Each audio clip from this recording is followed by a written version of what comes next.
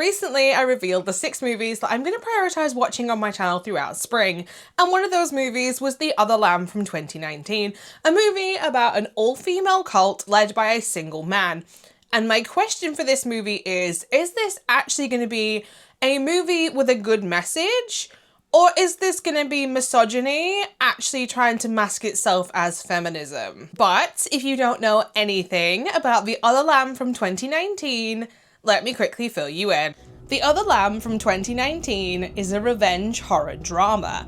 Deep in the woods, an all-female cult called The Flock is presided over by a single man, the Shepherd. He's the group's guardian, teacher, and lover to the many female members of the group who either call him wife or father. Stella, a devoted young believer born into the cult on the brink of maturity, finds her fate tested as dark visions begin to reveal the fates awaiting the women as they become of age. If you're new here, I go by Hordes, and if you're not new, welcome back. I talk about horror movies here on my channel on Mondays and Fridays.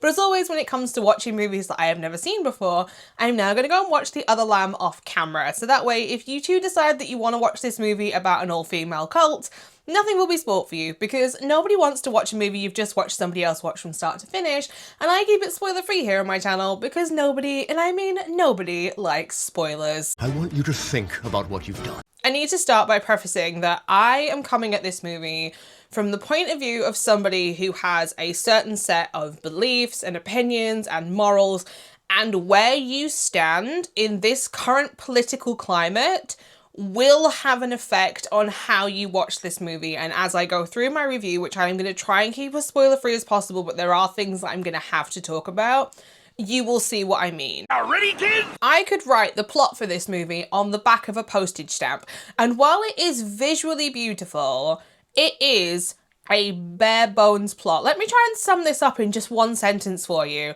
One flock member starts to see through the lies, but it takes her an hour to actually do this into the movie, and then all of a sudden things start to unravel in the last 10 minutes. Plot summed up. If you don't like movies like Midsummer or The Witch or anything by Lars von Trier, you are not gonna like this movie, and I am putting that out there right now. This is a style over substance movie that has got some topics in it that are gonna get people talking, because these topics happen to be political. There is one particular sister in this movie. She's the blonde one who likes to rat people out and has got big mummy issues. The fact that she's like, she hit me, like, girly pop, this is the last of your concerns. Like, the man that you're supposed to be getting freaky with at some point may or may not be your dad, depending on whether your mum was born, like, if you were born into this cult, you're about to get freaky with your dad. Like, bigger issues at play here. But the thing is, I can't tell you, besides Selah, S-E-L-A-H, her name is spelled, I can't tell you the names of any of the other women in this. They are spoken once at a push, and then they are all lumped together and become just known as The Flock. And yes, I do have issues with this, because if this movie is supposed to be the, like, feminist movie that it's, like, trying to claim it is, because I saw somebody try and say that this is, like, an allegory for, like, how the patriarchy treats women, you would name your female characters and you would keep reiterating that these women are more than just their gender. Who are these people? This cult is like if the Westboro Baptist Church really made The Handmaid's Tale, and it was run by the whitewashed version of Jesus who had no personality and abs of steel and a kink for putting his fingers in people's mouths, and then gave it a good old rinse in misogyny. Like, that's this cult. Now, we're all adults here, so it's about time that we have this conversation, because something in this movie needs destigmatizing, and this movie has one of the most horrible attitudes towards menstruation that I have ever come across. And the fact that this movie was written by a woman and directed by a woman leaves me horrified. Stop it. Get some help. The attitude in this is that periods are the worst thing that can happen to a woman, but also getting bred like a farm animal by a man that's supposed to be a prophet is the greatest thing of all time. And as somebody who has female reproductive organs, they don't work properly, but that's an entirely different conversation. This is toxic as hell, and let me explain. There is something in this called the bleeding, and it is spoken about by a woman who is considered no longer pure and has been segregated to a shack on the borders of the cult because she is bleeding, along with another woman who is also just simply referred to as the broken wife because she no longer believes that the prophet is actually a prophet. She's just sort of there and starting to question everything.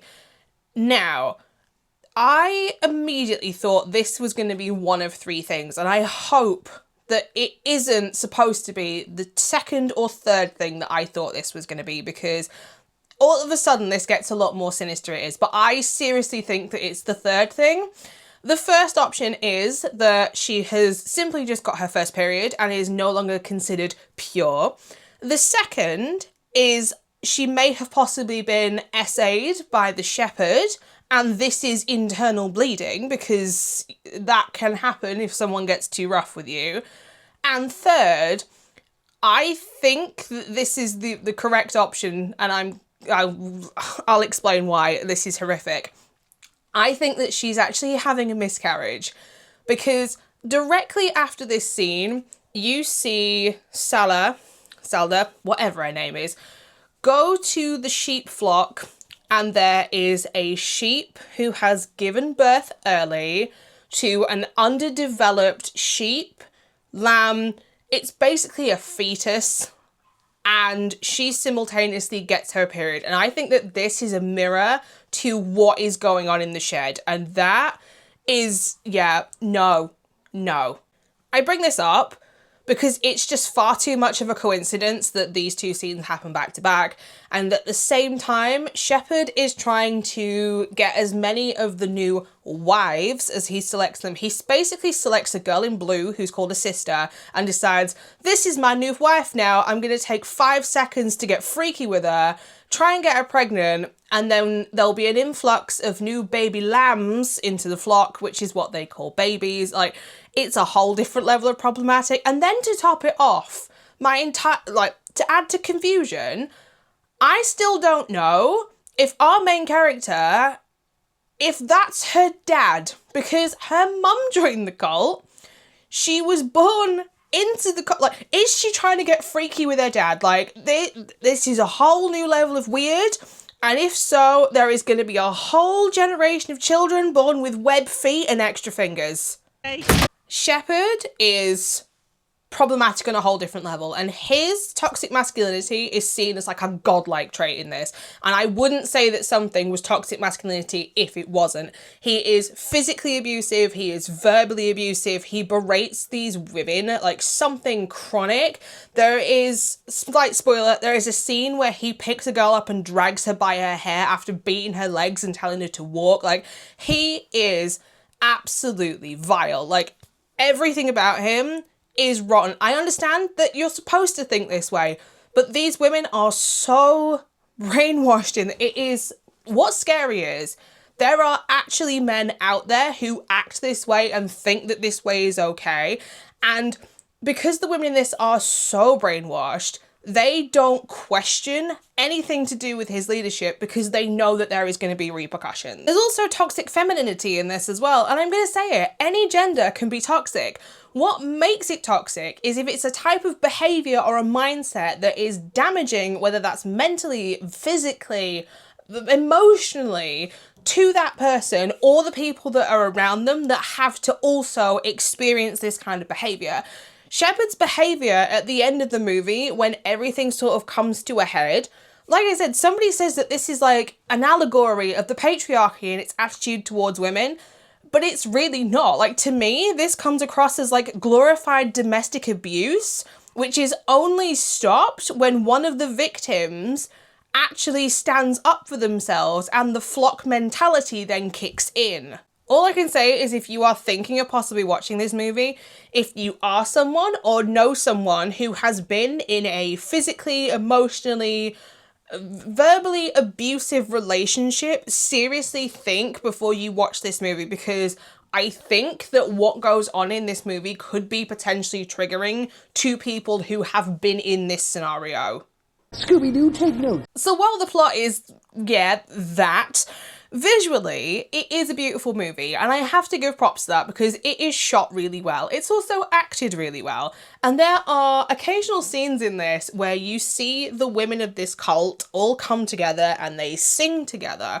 And those moments, they actually do add something to the plot, because if they weren't there, this would be entirely surface level. Like, besides them occasionally sitting down and hearing Shepard, like, talk to them and give, like, services, the only other thing that happens is he selects one each night to be like, come get freaky in my shed. That is it. I've briefly mentioned the colour, but I'm going to bring it back in again. If you wear dark red, you're a wife. If you wear turquoise, you're a sister. But the scenery in this and the landscaping is very, like, bleak and muted. So these two colours on the women really stand out amongst the scenery. And I think it's a really good use of symbolism. There's a lot of symbolism in this. Can't get the word out. There's a lot of symbolism in this.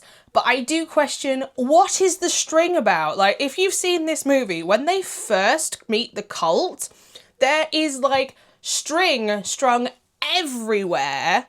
And they're like, what's that about? Don't understand, bitch. Don't understand. I saw a brilliant quote on Letterboxd which simply said, devotion devoid of autonomy isn't devotion, it's imprisonment. And that sums up this entire movie in one sentence, and its horrible, horrible misogynistic attitude towards women that was written by women, because yes, women can also be misogynistic.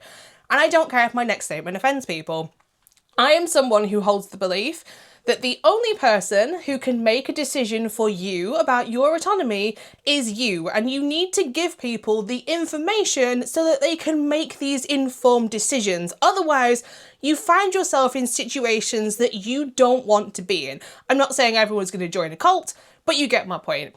And this movie was made back in 2019, and a lot has happened in the past 5 years where now it hasn't aged very well considering this current political climate, and where you sit in this political climate will dictate whether you think the behaviour in this movie is okay or not. But we've all met people who have the attitudes of the people in this movie. In the end, I am actually going to give The Other Lamb from 2019 a 2 out of 5 stars, and that is because while this plot drives me absolutely insane, audibly and visually, I don't really have a problem with it. Any movie that gets me thinking to the extent that this one has isn't going to be a bad thing.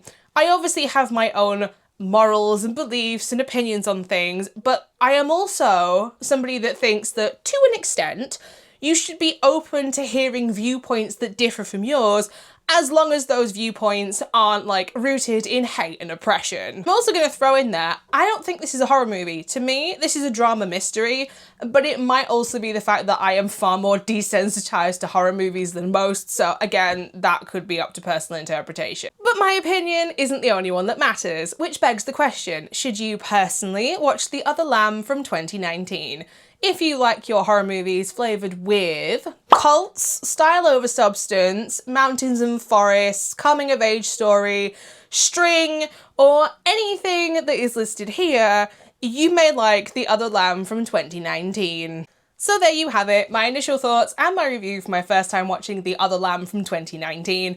And if you made it all the way to the end of this review, thank you so much. I understand that this one was a lot more heavy than my usual content, so hopefully going forward we can get back to watching something that's a little bit more lighthearted, like the horror comedies that I usually talk about. But if you have seen this movie, I would love to know what your own thoughts and opinions are on this one down in the comment section down below. And if you do want to watch this one, check the description bar because there will be a link to justwatch.com like I always put there, so you can find out where it is streaming in your country. If you would like to know where else you can find me, I am also over on Instagram and Letterboxd at HordesOfHorror, where I post every single horror movie that I watch, not just the ones I talk about here on YouTube.